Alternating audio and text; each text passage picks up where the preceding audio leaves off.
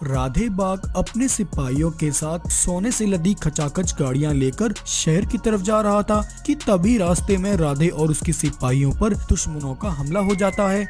राधे के सोने से बने ट्रकों में तेज धमाके होते हैं और उस धमाके के साथ उसका सारा सोना नदी में बह जाता है। राधे जब धमाके के धुएं से बाहर निकल कर आया तब उसे अपने सामने एक पत्र मिला जिसमें लिखा था, ये तो सिर्फ एक छोटा सा ट्रेलर था, आगे देख तेरे साथ क्या कुछ होने वाला है। अगर तू खुद को और अपने सिपाहियों को जिंदा देखना चाहता है तो तूने जो मुझसे छीना है उसे मुझे वापस लौटा दे। तेरे पास 48 घंटे का समय है। अगर तूने मेरी बात नहीं मानी तो अपना अंजाम भुगतने के लिए तैयार रहना। उस पत्र को पढ़कर राधे के चेहरे की हवाएं उड़ जाती हैं, उसके माथे से पसीना बहने लगता है। लेकिन राधे का ये दुश्मन कौन है जिसने आज राधे पर अचानक हमला कराया और उसकी राधे के साथ कैसी दुश्मनी है, आइए जानते हैं।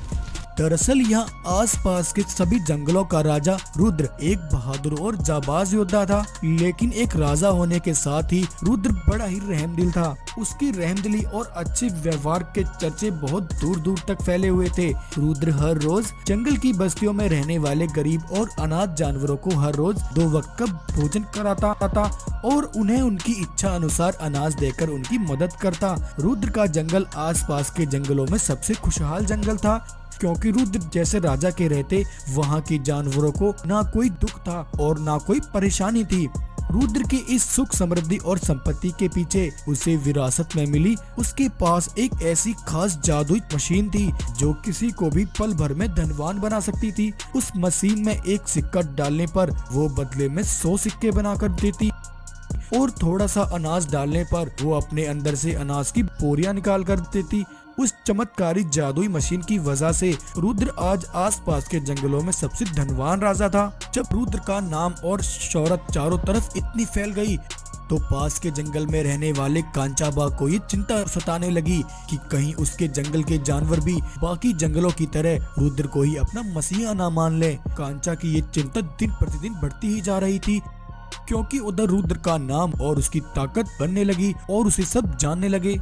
यहाँ तक कि रुद्र के वो दुश्मन जो कभी उसके खिलाफ हुआ करते थे वे सभी रुद्र के आगे अपना सर झुकाते। लेकिन रुद्र का स्वभाव कुछ ऐसा था कि वो अपने दुश्मन को भी अपने दरवाजे से कभी खाली हाथ नहीं लौटाता था। एक बार जब रुद्र जंगल में गरीब और मजलूम जानवरों को अनाज बांट रहा था तभी जानवरों की भीड़ में कांचा के कुछ सिपाही वहाँ मौजूद थे। रुद्र की उस जादुई मशीन से खटाखट अनाज की बोरियां निकलते देख कांचा के सिपाही हैरान हो गए और वो फौरन अपने सरदार कांचा के पास पहुँचे। सरदार, मैं जानता हूँ आपके दुश्मन उस रुद्र के नाम और संपत्ति के पीछे आखिर क्या कारण है। हमने उस राज का पता लगा लिया है। सिपाहियों, वो क्या राज है, बताओ मुझे, जल्दी बताओ। आखिर रुद्र की इस अपार शौहरत के पीछे वो कौन सा राज छिपा है। कांचा के सिपाही राधे को रुद्र की जादुई मशीन के बारे में सारी बात बताते हैं। जब कांचा उस मशीन के बारे में सुनता है तो उसके कान खड़े हो जाते हैं। इसका मतलब वो रुद्र वो उस जादुई मशीन के बलबूते पर इतना उछल रहा है, लेकिन अब उसके नाम और शौहरत का आसमान से नीचे धरती पर गिरने का वक्त आ गया है। कैसा होगा अगर उसके पास उसकी वो जादुई मशीन ही ना रहे। ना रहेगी मशीन और ना बजेगा रुद्र के नाम का डंका। सिपाहियों, तैयार हो जाओ। ऐसा कहकर कांचा अपने सिपाहियों के साथ एक प्लान बनाता है।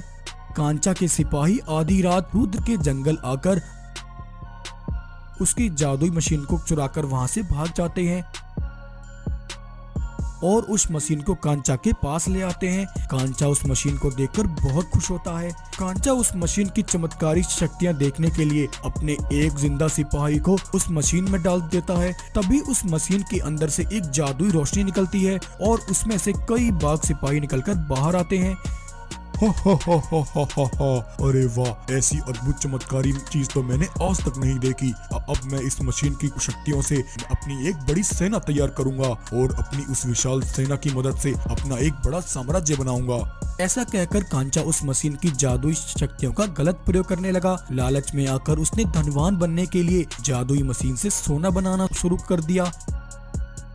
वहीं दूसरी तरफ रुद्र की जादुई मशीन चोरी होने से कुछ दिनों में रुद्र के पास से उसका सारा धन और अनाज खत्म हो गया और धीरे धीरे उसके जंगल में गरीबी बढ़ने लगी। और इसी मौके का फायदा उठाकर कांचा एक दिन रुद्र के जंगल पहुंचता है और उसके जंगल के सभी जानवरों को इकट्ठा करता है। मुझे तुम्हारी हालत और गरीबी पर तरस आता है। तुम सब अपनी आंखें खोलो और देखो, एक राजा के लिए सबसे पहले उसकी प्रजा होती है। अगर वो अपनी प्रजा को भरपेट भोजन नहीं खिला सकता और उनकी जरूरतें पूरी नहीं कर सकता तो उसे राजा रहने का कोई हक नहीं है। इसलिए अब वक्त आ गया है, तुम्हें एक नए राजा की जरूरत है। इसलिए आज से इस जंगल का नया राजा मैं हूँ। आज से मैं तुम्हारी गरीबी और तुम्हारी सारी जरूरतें पूरी करूँगा। गरीबी और भुखमरी में दमे हुए जानवर कांचा की बात सुनकर उस पर भरोसा कर लेते हैं और उसे अपने जंगल का नया राजा बना देते हैं। रुद्र, अब से ये जंगल मेरा है। इस समय तुम्हारी हालत ऐसी है कि मैं तुम्हें अपनी सेना में भी नहीं शामिल कर सकता, इसलिए मुझे तुम्हारी कोई जरूरत नहीं है। तुम यहाँ से जा सकते हो। ऐसा कहकर कांचा रुद्र को उसी के जंगल से निकाल देता है। रुद्र अपना जंगल छोड़कर एक दूसरे जंगल आकर वहां रहकर अपना गुजारा करने लगा। अब इस तरह समय यूं ही बीतने लगा। उधर दूसरी तरफ कांचा के राजा बनते ही उसका असली रूप सबके सामने आने लगा। उसने राजा बनकर जंगल के मासूम जानवरों पर जुल्म और अत्याचार करने शुरू कर दिए। वो जंगल के गरीब जानवरों को अपना गुलाम बनाकर उनसे सारा दिन काम कराने लगा और जो कोई उसकी बात न मानता तो वो उसे बड़ी भयानक मौत देता। कांचा का जुल्म हर दिन बढ़ता ही जा रहा था। एक दिन उसके जुल्मों और अत्याचारों की बेड़ियों से निकलकर एक बूढ़ी गाय रुद्र के पास पहुंची और उसने वहां जाकर रुद्र को सब बता दिया।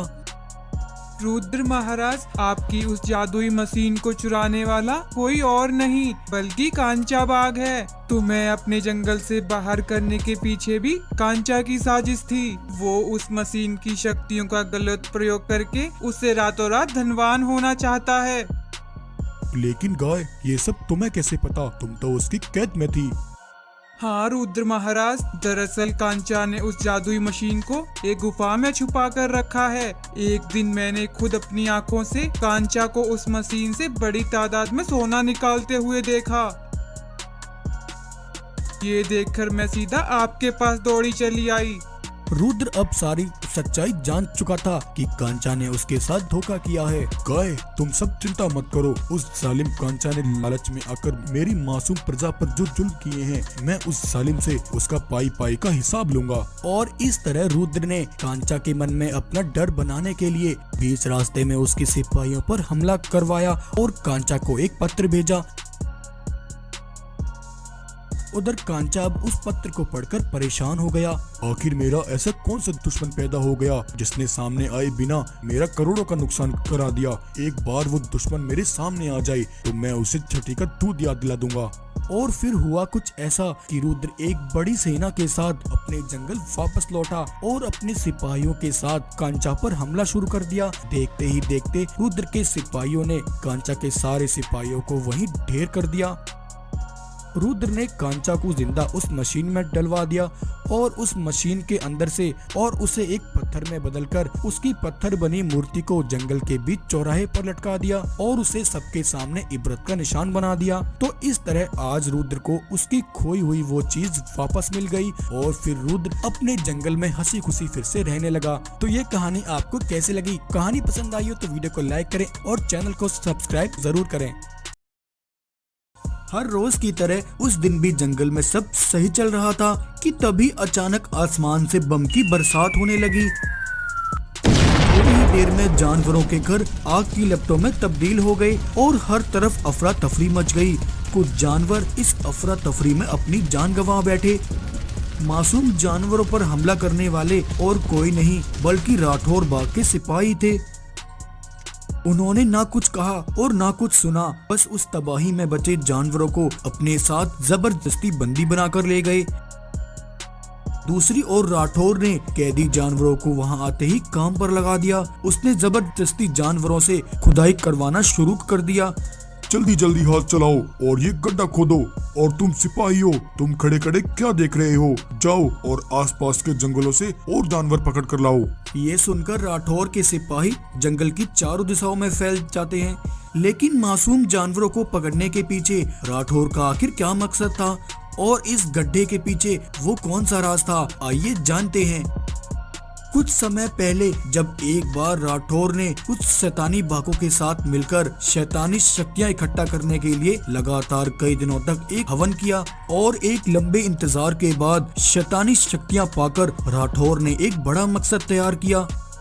राठौर ने अपनी शैतानी शक्तियों का दुरुपयोग करके मासूम जानवरों पर अत्याचार करने शुरू कर दिए। वो जबरदस्ती जानवरों को पकड़कर उन पर अपनी शक्तियों का प्रयोग करने लगा और उनसे अपनी एक बड़ी सेना बनाने लगा।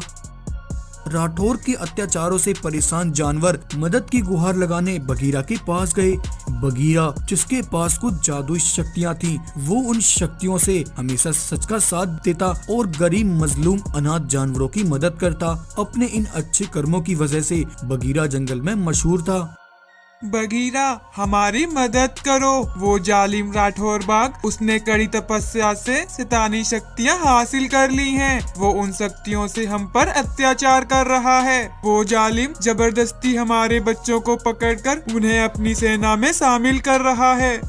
ये सुनकर बगीरा अपनी पूरी सेना के साथ राठौर के जंगल उतरता है। कौन हो तुम और तुम यहाँ किस लिए आए हो? राठौर, मैं यहाँ खून बहाना नहीं चाहता। मेरा सिर्फ एक ही मकसद होता है, बुराई और अत्याचारों से लड़ना। तुम अपनी इन शक्तियों के नशे में चूर मजलूम जानवरों पर जुल्म कर रहे हो। तुम्हें ये सब आज से और इसी समय बंद करना होगा। अगर तुम मुझसे ऐसा करने का वादा करते हो तो मैं इसी समय अपनी सेना के साथ यहाँ से चला जाऊंगा, और अगर तुमने मेरी बात नहीं मानी तो मेरी सेना तुम्हारी इस कमजोर सेना को मार डालेगी। हा हा हा हा हा हा हा हा। तुम कौन होते हुए मुझे धमकी देने वाले? मेरा ये जुल्म और अत्याचार ऐसे ही चलता रहेगा, और अब तुम भी यहाँ आ गए हो तो मैं तुम्हारी भी शक्तियाँ छीनकर तुम्हें भी अपना गुलाम बना लूंगा।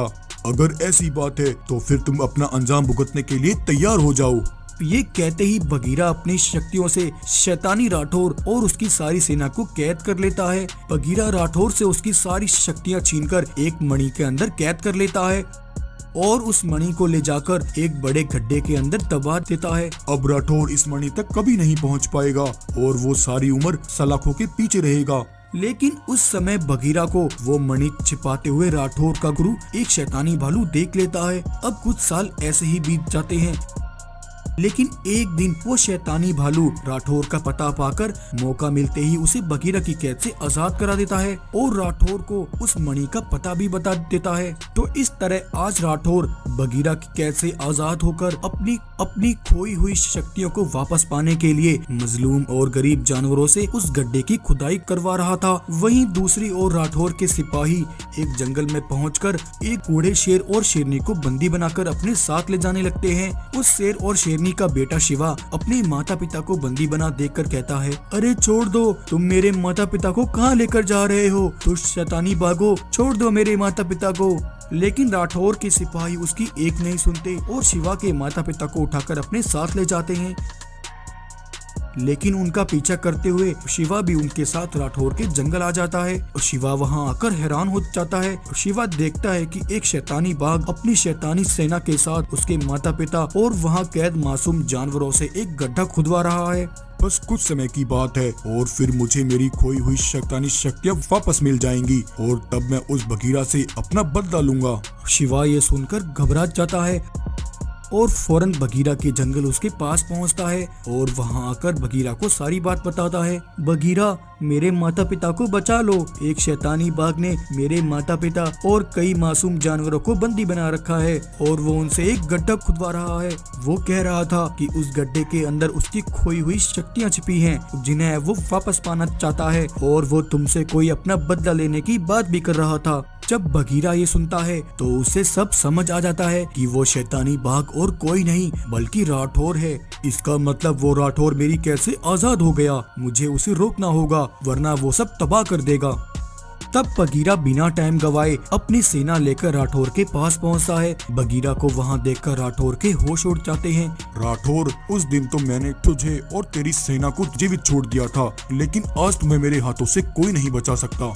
इससे पहले राठौर कुछ करता, बगीरा अपनी शक्तियों से राठौर और उसकी सारी सेना को उसी गड्ढे में गिरा देता है और उस गड्ढे को मिट्टी से बंद कर देता है। लालची राठौर और उसकी सारी सेना उस गड्ढे में हमेशा के लिए बंद हो जाती है। सभी जानवर और शिवा के माता पिता राठौर की कैद से आजाद होकर बहुत खुश होते हैं और वे सभी मिलकर बगीरा का धन्यवाद करते हैं। शुक्रिया मेरा नहीं बल्कि इस शिवा का करो। आज इसने एक बहादुर काम किया है। अगर ये सही समय पर मुझे राठौर के बारे में नहीं बताता तो बहुत देर हो जाती। शिवा, तुम एक बहादुर सिपाही हो। मेरा आशीर्वाद है, तुम एक दिन अपने माता पिता का नाम जरूर रोशन करोगे। तो ये कहानी आपको कैसी लगी? अगर कहानी पसंद आई हो तो वीडियो को लाइक करें और चैनल को सब्सक्राइब जरूर करें।